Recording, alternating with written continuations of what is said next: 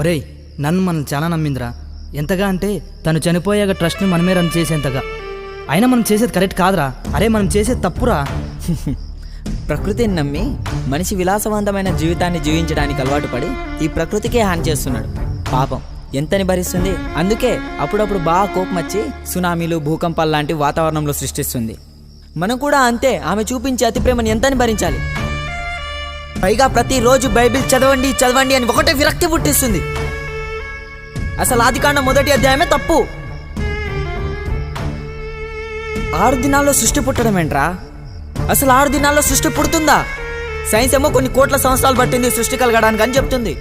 అందుకే బైబిల్ అనేది తప్పు, సైన్స్ అనేది గొప్ప అని నిరూపించడానికి బయలుదేరదాం పదా.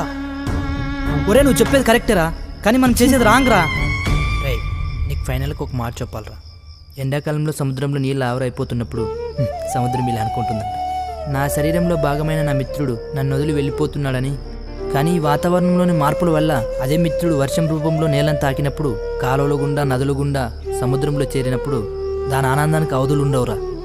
మనం కూడా నీళ్ళలాగా ఆవిరైపోయి నన్ను కలుద్దాంరా. నువ్వు ఒక చరిత్రకారుడు, వీడు ఒక శాస్త్రవేత్త, నేను ఒక బిజినెస్ మ్యాన్, వీడు ఒక డాక్టర్. కావాలంటే కొన్ని వదులుకోక తప్పదురా. వాళ్ళు చెప్పింది కరెక్ట్ రా, అర్థం చేసుకో.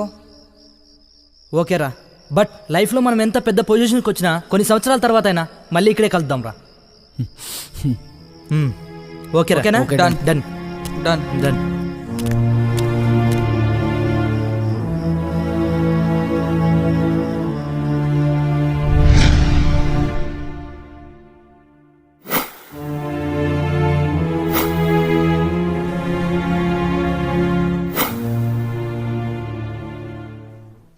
నన్ను ఆ తర్వాత ఏం జరిగింది?